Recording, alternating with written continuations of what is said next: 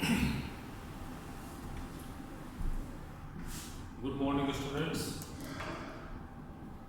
Right now, we are dealing with the excretion in human beings. In the previous class, I had discussed excretion part 2, where we have drawn the diagram of human excretory system, that is the urinary system. How does it work? That was explained. But every time drawing that kind of diagram may not be possible. So today I will just let you know how to draw the human excretory system diagram very easily, which will take very less time, hardly 1 minute. Followed by we will discuss about the structural functional units of kidneys, that is the nephrons. So let us first learn how to draw the diagram of human excretory system and the labeling of it. Very simple. Just you draw the two bean-shaped structures like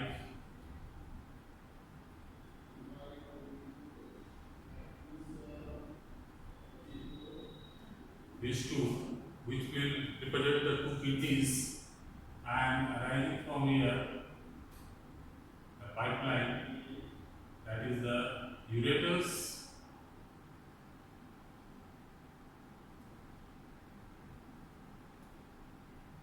which will open up into urinary bladder, and there will be the urethra. So after that we can label it very easily, that is to our kidneys, a pair of ureters, then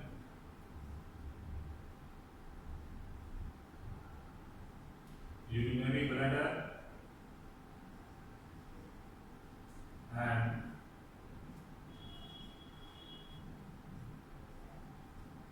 urethra. How easy it is, you can very well understand. So whatever we have drawn, that was including the blood vessels and all. But when we talk about the system, that may not be requiring over there. So just you can, whenever you are being asked to do the examinations and all, you can draw like this. Simply the two kidneys, arising from them a pair of ureters, from which that is the pipeline, which carry the filtrate, final filtrate into the urinary bladder where it is being collected, and when once it is being filled up, then it is being removed from the urethra. So after this, today we will be learning about the structure and the function of nephrons.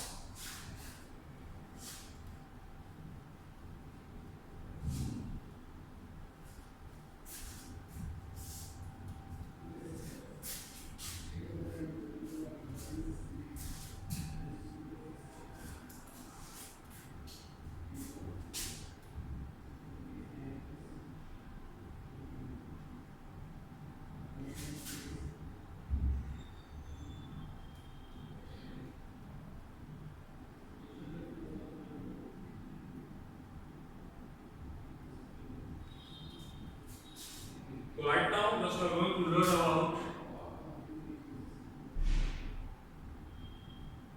structure and function of nephrons, which are the structural and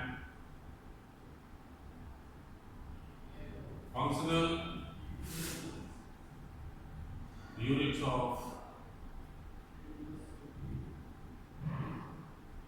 kidneys. So, just I will be drawing a diagram diagram of nephron, and after which I will just explain how does it work.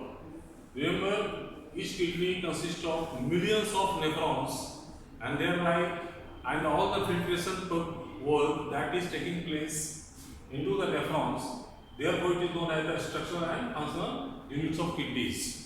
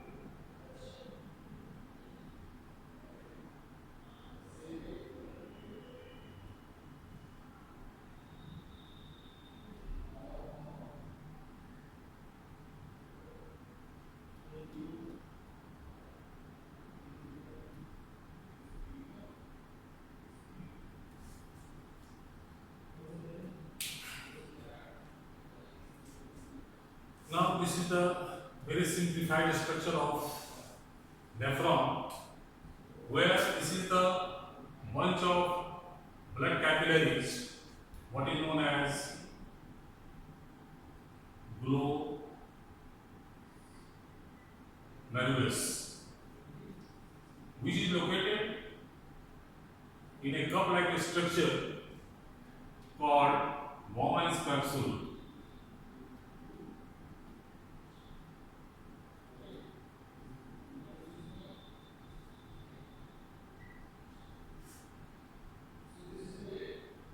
This is loop of Henle. This one is known as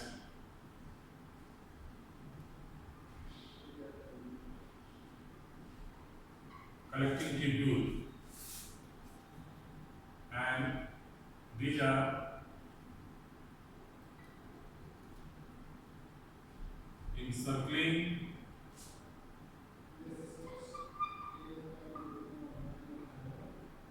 blood vessel. So just a structure of nephron. Now, what happens? What you observe over here, the thickness of blood vessel over here, that is more, here it is less. So the total passage over here, that is more, total passage is less. Now, why this kind of system is located over there?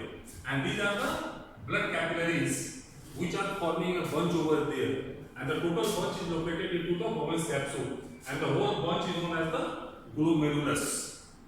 Now, blood enters through this, and through the capillaries, the blood comes out into these blood vessels. Now, what happens? Due to the less passage over here, the pressure inside, that is, increases. You must have seen that if you want to make the water to fall far away from a pipe, what we do? We just reduce the orifice. The output orifice, we reduce it by putting our thumb over there, and thereby the inside pressure increases and the water falls far away. The same process works over here. Here passage is more, here passage is less. Obviously, the total pressure inside that increases, and due to that pressure, the substances which are to be removed from the blood other than the blood corpuscles, they just get filtered over here, what we know as ultra filtration, that is filtration under pressure.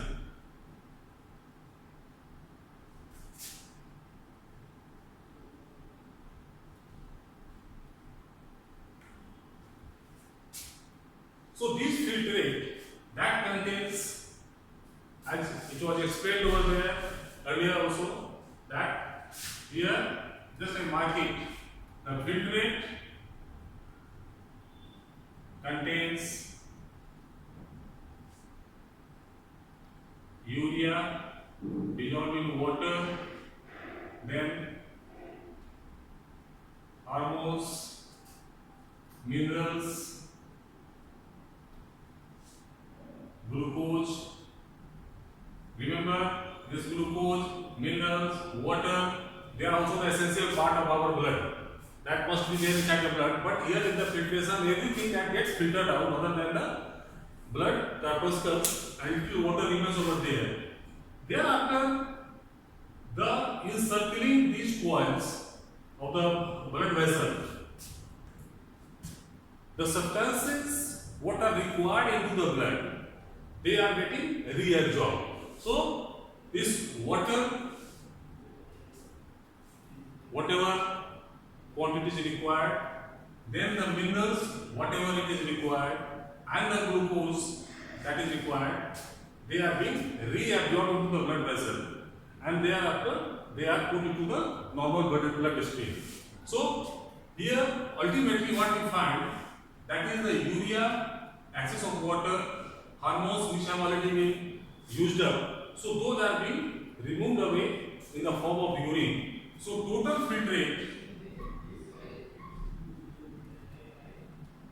is nearly 20 liters, and the finally output from each total combined kidneys, that is total urine, that is from 1.5 liters to 2 liters per day.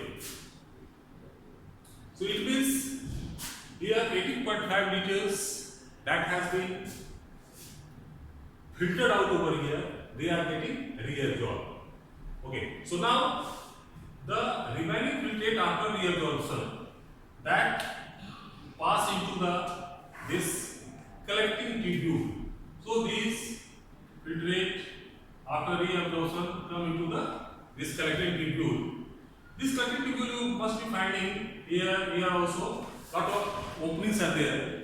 So other nephrons remain attached to these collecting tubules, and from each nephron the filtrate coming into the collecting tubule, and this collecting tubule ultimately opens up into the ureter, where from they travel into the urinary bladder, and that is being removed. So this way the entire filtration, that is ultrafiltration, that is taking place, and thereafter they are being removed. Remember, these substances which are being removed, and that is only possible when the nephrons and the kidney as a whole that is working properly. Now you must have heard about lot of people with the kidney failure, malfunctioning of the kidneys due to the various reasons, maybe the infection, maybe the accidental, and maybe some other cause as well. So in those cases, this filtration will not take place properly, and the urine that will get accumulated into the body, and that will cause the edema, that is the swelling of the body. So the blood urea contained when it is being tested in the labs, and from where we can understand whether the kidneys are functioning well or not. So regarding malfunctioning of the kidneys, how it is being detected, and what are the other ways by which we can make the people survive in spite of the kidney failure, we will discuss in our next class. But here I'd like to add up few more things, that on what substances or the factors does the total urine output depend. Remember, urine output depends on the excretory material like urea as well as the water. You must have felt in the summer season when you perspire more, that is, a lot of sweating is there, so a lot of water you lost through your skin. In those cases, the output of urine becomes less. Obviously, whatever in normal days the water that is being excreted out, that is becoming less if it is being excreted out through the urine, because lot of water is being removed from the body through the skin. So naturally, that whatever water is required back, that is getting reabsorbed over here. So that's why the total output of urine becomes less over there, and the color of urine also becomes little darker because of the high concentration of the excretory materials. So that's why in the summer season we need to have more and more water. We don't get ourselves dehydrated, so that the severe problem of the kidney that also may occur in the long run. Similarly, in the winter season, when there is no perspiration, very less amount of water is being lost through the skin. In those days, we are taking water in the normal course. So the excess of water that has to come out from the body. So naturally, in the winters, the amount of urine that will increase, and even though it may exceed to 2 liters. Also, in the people that is suffering from high diabetic patients, the excess glucose into the blood is also getting removed through the urine, and in those cases the frequency of urine also increases, that they urinate again and again just in order to get rid of this glucose. So in those patients, that is the diabetic patients, the urine is being tested for glucose by ferric solutions and the basic solution, and thereby they are being given the treatments and all. So these are some additional informations about the human excretory system. So in the next class, we shall be discussing about the kidney failure, its consequences and its corrective measures. Thank you for today.